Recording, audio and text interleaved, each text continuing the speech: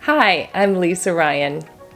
In this video, I'm going to help you walk right out of confusion and into clarity. I certainly can get confused sometimes, but I now know how to find my way out.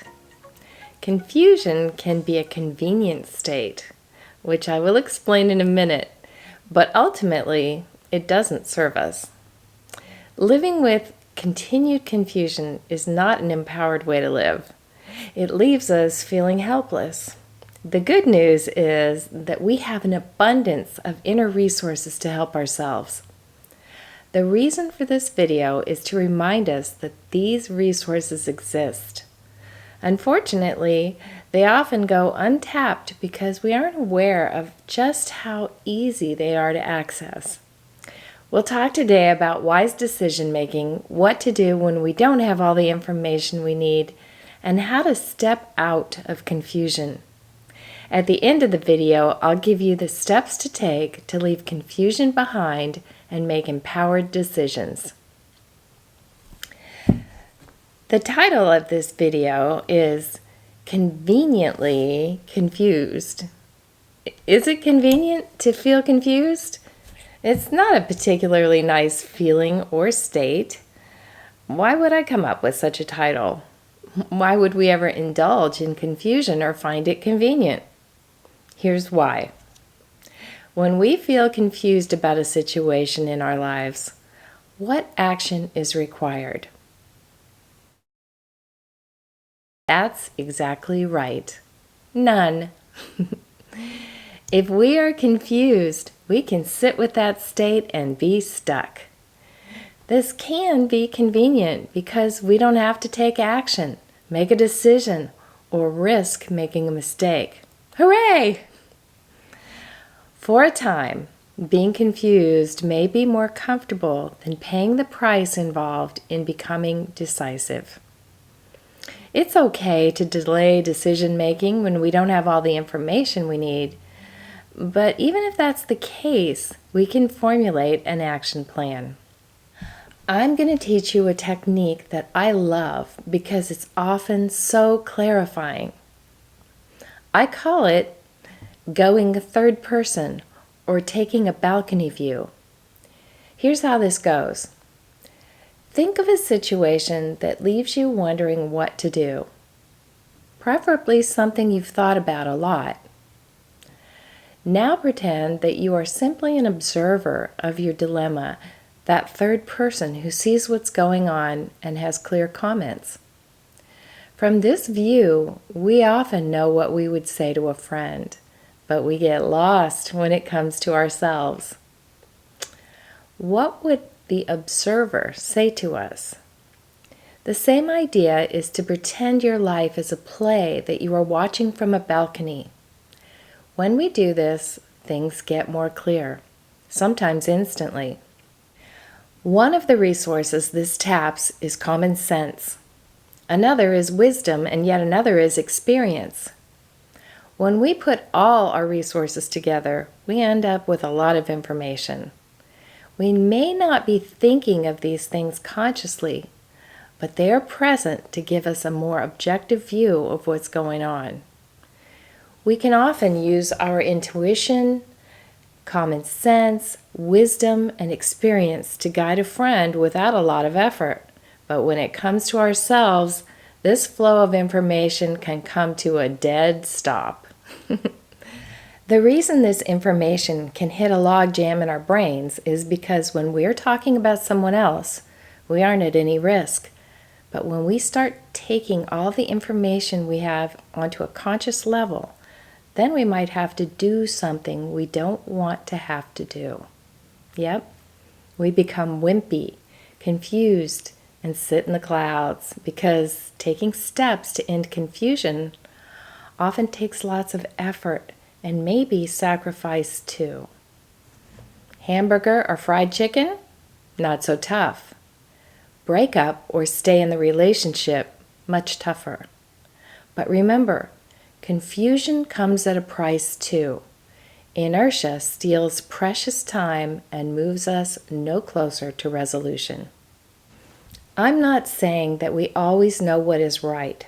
I'm saying that we know enough to move forward with a plan. The plan could simply be to collect more information. Maybe we have a job offer in another city and we don't know what to do. Fortunately, these situations don't usually give us limitless time so that we can get stuck for too long. But let's say we were given 6 months to decide. Learning about the new locale, getting more detail from other coworkers, or carefully finding out what ramifications this would have on your loved ones will help create clarity. A balcony view could help you easily pick out the most important considerations. It's work to do the research, and that is part of paying the price of gaining clarity. I also like weighing considerations, making a pros and cons list using a 1 to 10 scale to rate each item's importance to you or me can open our eyes to things we didn't know. I think a lot of people have thought about pros and cons, but when we actually put it on paper and rate items, things become more clear. I've been surprised at what I learned about myself and my values when I actually sat down and did this. It's worth the brief time it takes. Try it. Even the most challenging situations can be overcome with a plan. I know from working with many people that simply asking the right questions can free us up to see our situation with fresh eyes. The third person question in this case is, what would you say to a good friend about this? Someone I know faced the following issue. Put yourself in their shoes. There is someone you work with, you really like them, and have expressed interest in them. They say they just want to be friends, but you think they actually really like you. Sometimes they say and do little things that make you think there's hope for a future with them. But after some years now, and you dating no one, they still say they are not interested in a romantic relationship. You're confused because it seems like when you back off, they move in closer. What to do?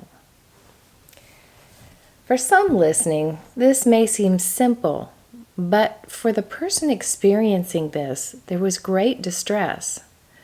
The confusion this person had kept them in limbo. This person knew that if they were talking to a friend about the same situation, that their own advice would be to move on. This is an example of using the third person or the balcony view. Things get clear when it isn't us we're talking about.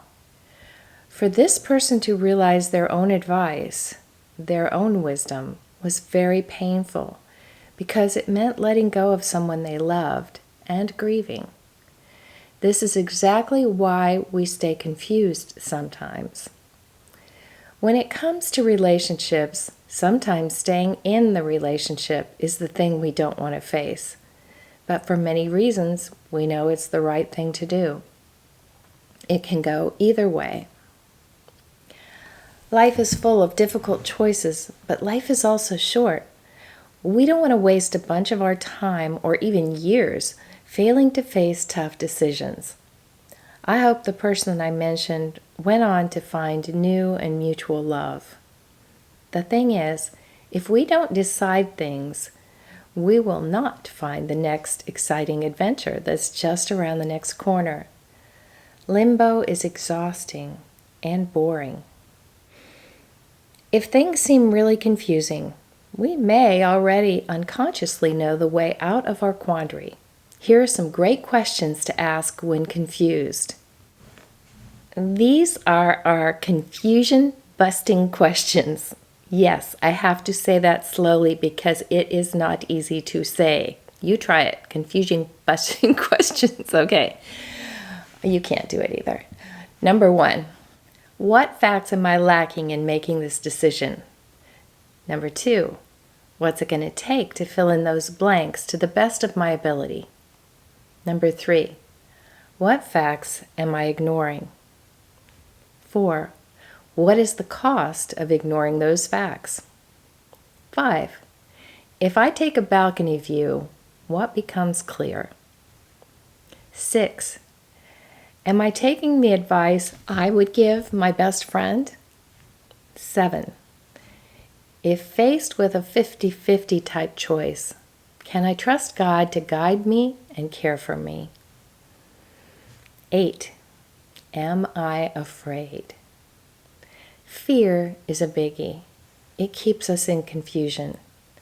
But good news, fear doesn't have to override a good decision.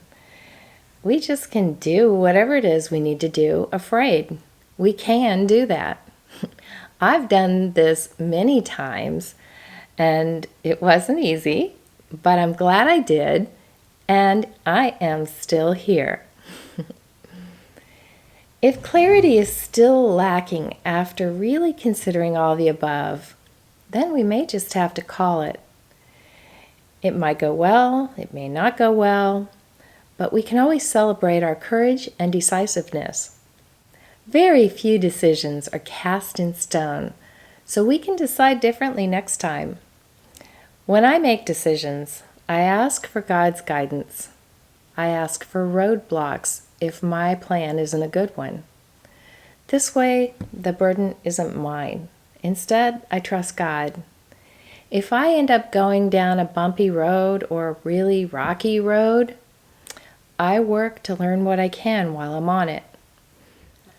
My next video is called Mining the Gold of Adversity, so you can watch for that. It's a favorite topic of mine. If we seek to learn, then no matter how things go, we will end up with something of value. Oftentimes, a mistake leads us right into the next good thing. The kind of person who would watch my videos is not a wimp. If you are still here, you are a fellow seeker of wisdom and light. I encourage you to step out of the whirlpool of confusion onto the solid dry ground of the courageous. Your potential depends on it. Please forward this video to your friends because we can all use good reminders. By the way, you are beautiful and amazing human beings.